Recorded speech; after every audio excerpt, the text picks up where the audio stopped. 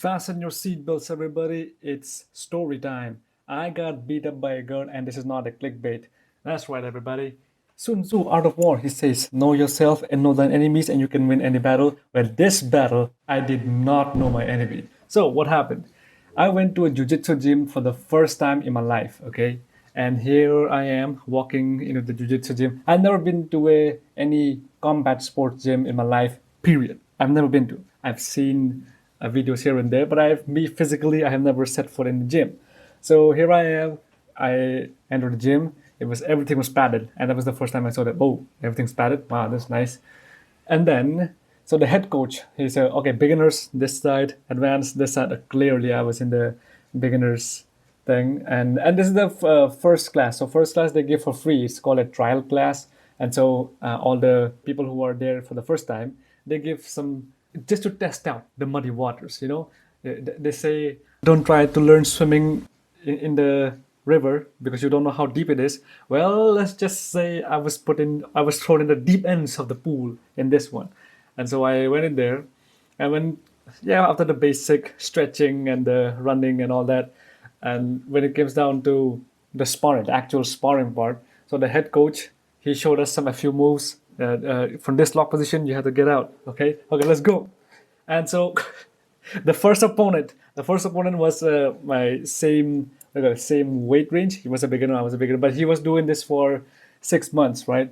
So the head coach, he put us both in the sparring session, and yeah, of course he dominated, and I was kind of I was able to break most of the locks purely by strength because I was already, no, I'm a strong dude if you didn't know.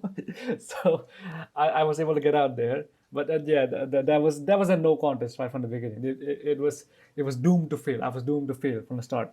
And then the next in the next and there's a 5 minute rounds of each sparring session, and in the next 5 minutes the head coach says that, okay, go spar with her who, this girl. Now this girl was like this, my height compared to my height, she was like this much, and she weighed maybe I weigh 60 kgs. She weighed like almost half. Okay, she was not very skinny, but she was well built. She was athletic, and she had been doing jujitsu for over a year. Okay, and so the head coach said, okay, go spar with her. I was like, and also remember, this is not a combat. I mean, this is not a striking class, so no striking and no use of force. Okay, you only try to get into proper locking positions or try to get out of locking position. Okay, yes, sir.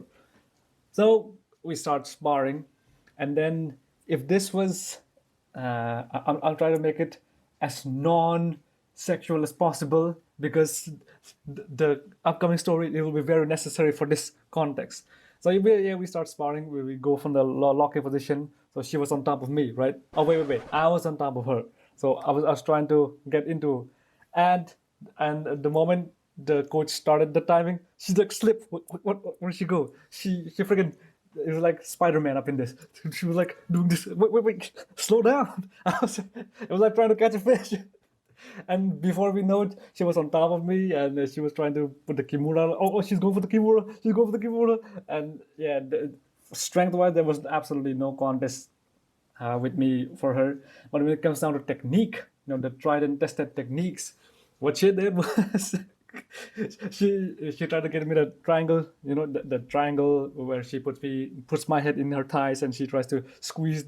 Yeah, and this is where the context comes in. And she was trying to, I was like, no, not gonna happen, not gonna happen. I promise you, if this was in the different contexts altogether, this would have been very hot. I mean, it was hot. It was actually hot. I'm talking the metaphorical hot. So I mean, she was sweaty. I was sweaty. She was rubbing herself all over my place, and I was get myself on top of her. It was, it was just yucky. It was yucky. I mean, close combat sports are yucky. That's what I tell you. And she was trying to get me into freaking with chest lock or something. I don't know, man. But she was trying to get my head in between her chest, and you know what's there between the chest. So she was, her breast was all over me, and it was like, and no, this none of it was sexual. It was so yucky.